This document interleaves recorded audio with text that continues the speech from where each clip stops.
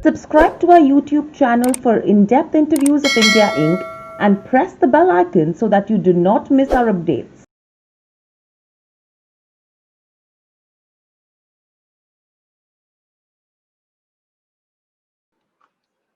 Hello and welcome to Nirmal Bang, ladies and gentlemen. I'm Hiral Datia.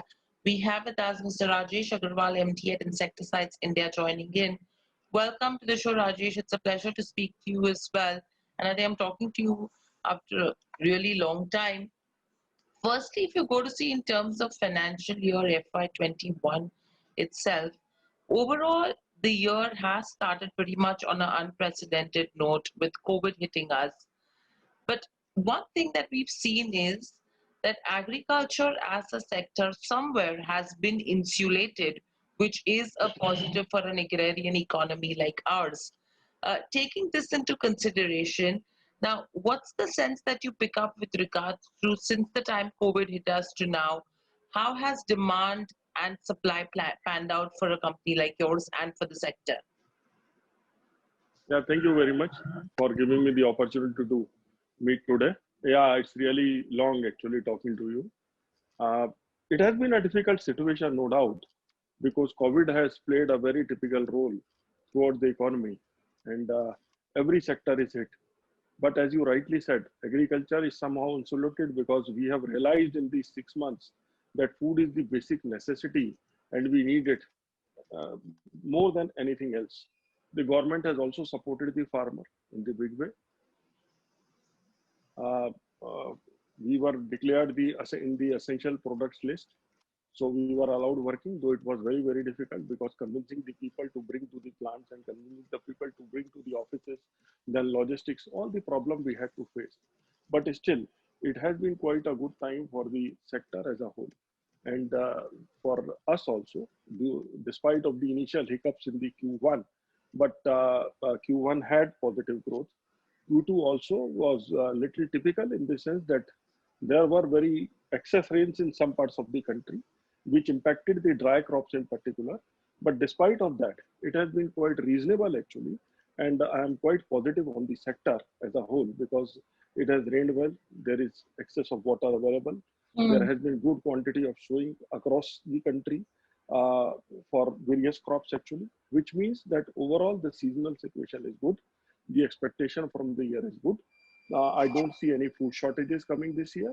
So good food production, which means good for our consumer, our farmer, and good for public at large actually. So yes, we can say that it has been a positive growth year for the industry. Even this difficult year 21 is going to be positive. Right.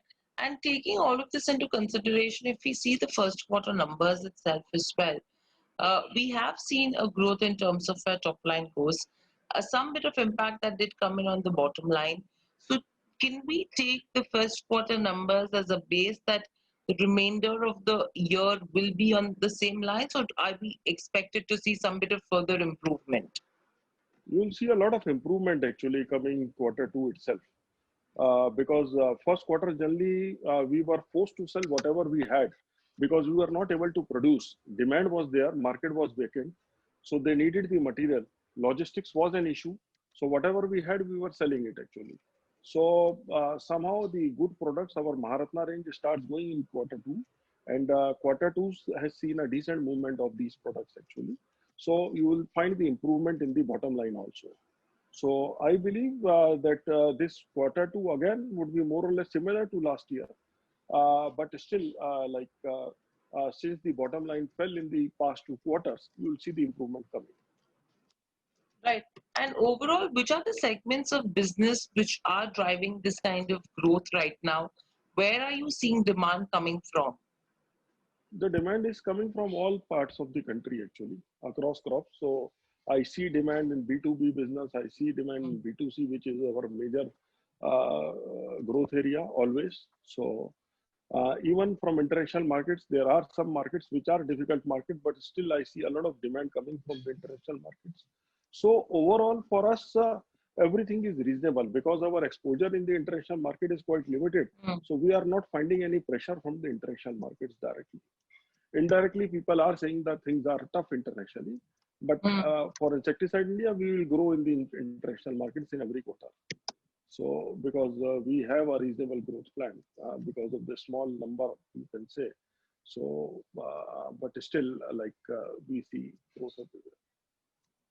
Right.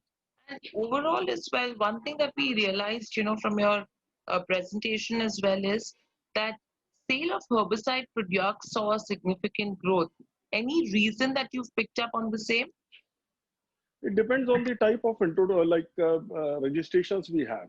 Mm. So yes, overall, if we see herbicide sales is growing in the country because the farming cost is going up, the cost of manual work is going up. Mm. So the herbicide is something which shows a huge benefit to the farmer immediately. That's why they are picking up. For us also, it's touching almost 30%, which is a good number actually.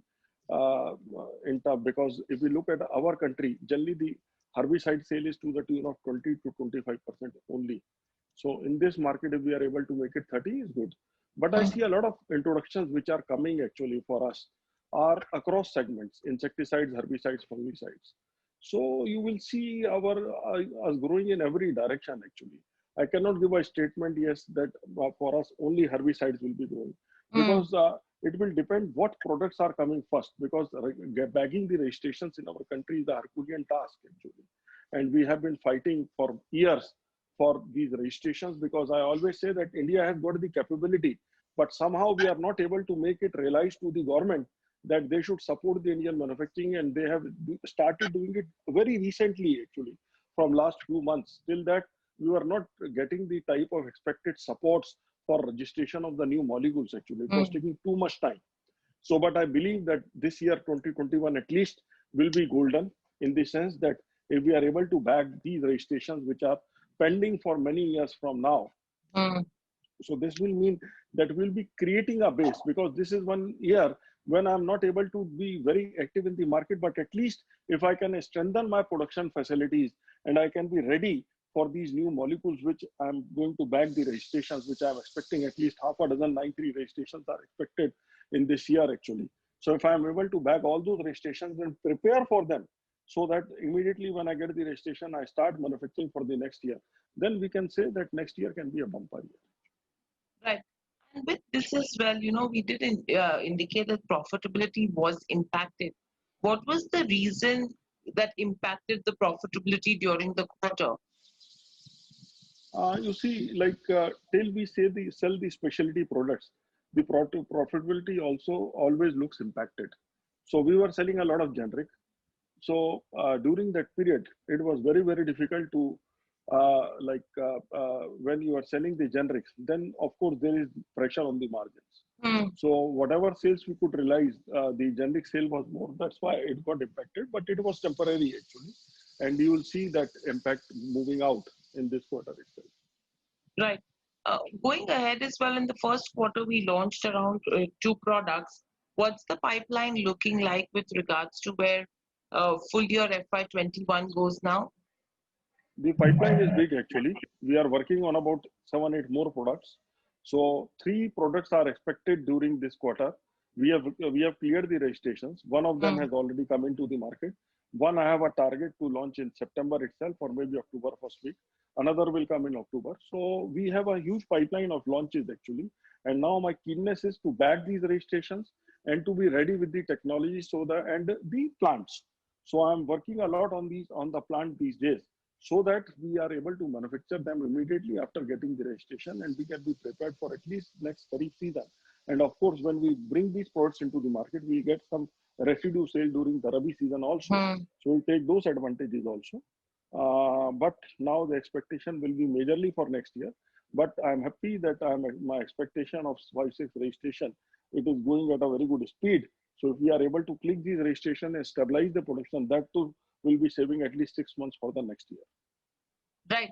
So if we have to take into consideration the two new products which we launched in the first quarter of FY21 and 10 new products in full year FY21, what's the kind of revenue contribution we are seeing from the new products?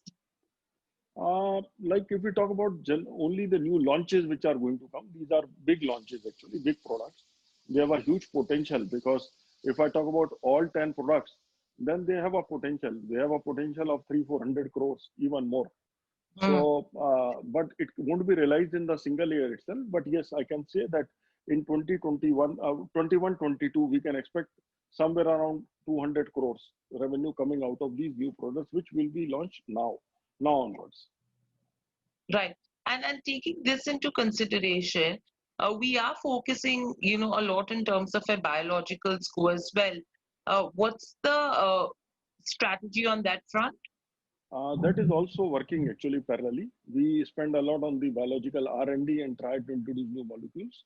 Two products already we have introduced in this season also, Hmm. small numbers, trials. And one product I'll be launching on again trial basis during the Rabi season, and we'll take it in the next Kharif season in a big way. So I mean to say, yes, biologicals are parallelly into target, and we wish to work in this direction, though it is a slow market actually. Very difficult to convince the people in front of the chemicals, but still we are working parallelly, and I'm quite hopeful that we'll establish a name into this segment. Right. And overall, if you go to see with regards to even backward and forward integration, what's the strategy on that front? What's the kind of capex that we're looking at in terms of backward forward integration? And what's the kind of cost save that we will see and margin improvement? Like it's a very wide question, vast question, I would say.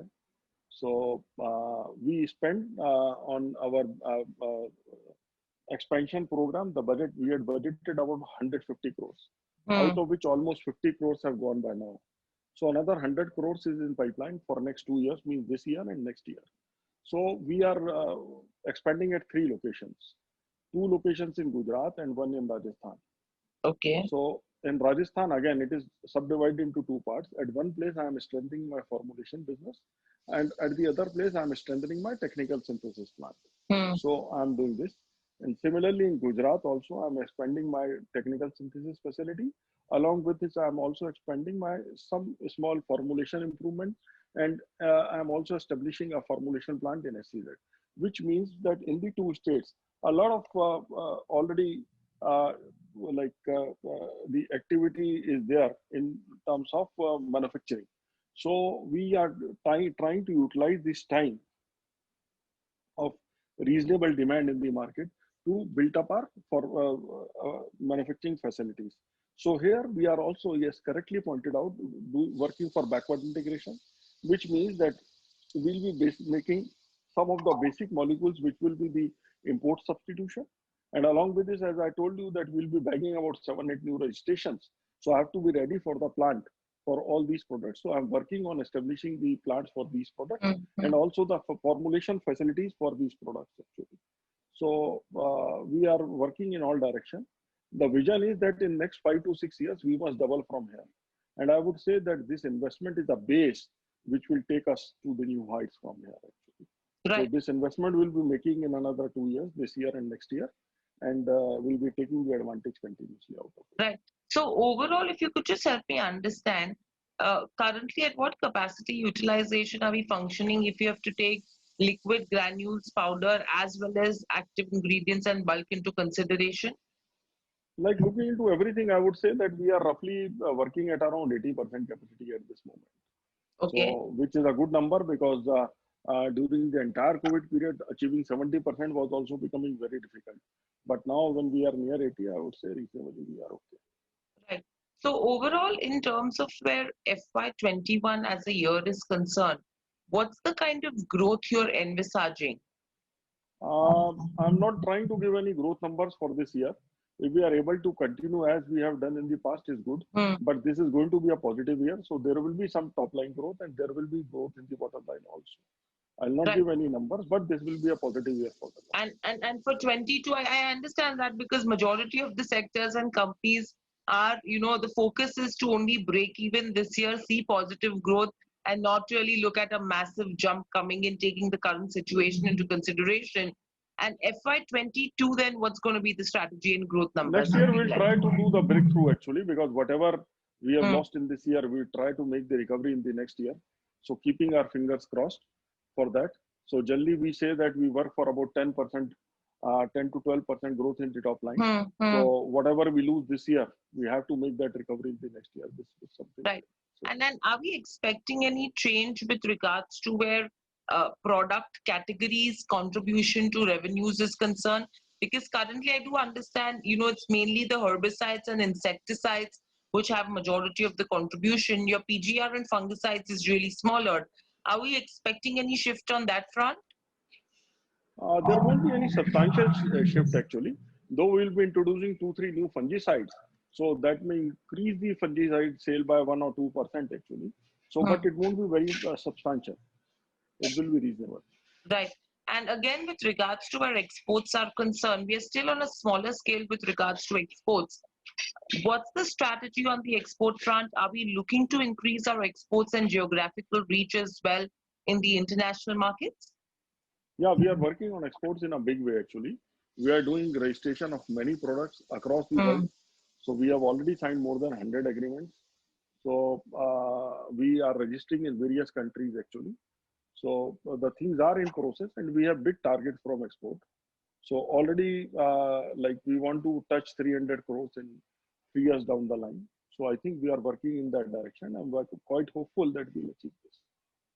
So then if right now exports is contributing around 3% to the net sales, in the next 3 years, how much do you see it contributing to overall sales if it doubles? Because currently we are almost at around 150 odd crores, 130, 35 odd crores in the first quarter itself.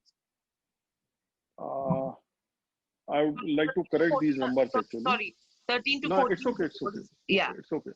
I'll correct the numbers. The export at the moment contributes about say 6-7% of our total business. Okay. My vision is that it should contribute about 20%. So we are working for that. So in next 3 years, I believe that we should be able to contribute, like export should be able to contribute 30%. 20%, sorry, 20% of our total business. Right. And overall, if we see in terms of where CAGR growth goes, top line, we've seen a CAGR growth of around 8 to 9% if you have to take the last 5 years into consideration.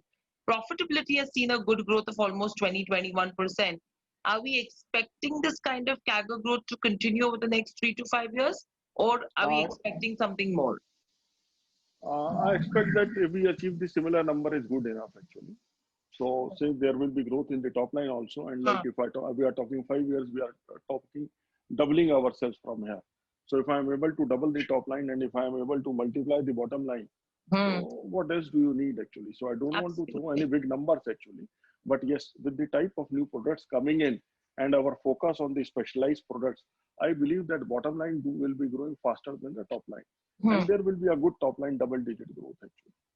Right. And overall, Rajesh, if you have to talk about cash flows as well, how have they been for the sector? Because what we've understood so far is that at least in terms of where businesses which are directly B2C or, on the retail side, consumption side, what has happened is the cash flow has improved for those sectors. How has it been in your sector right now and for your company taking the COVID situation into consideration?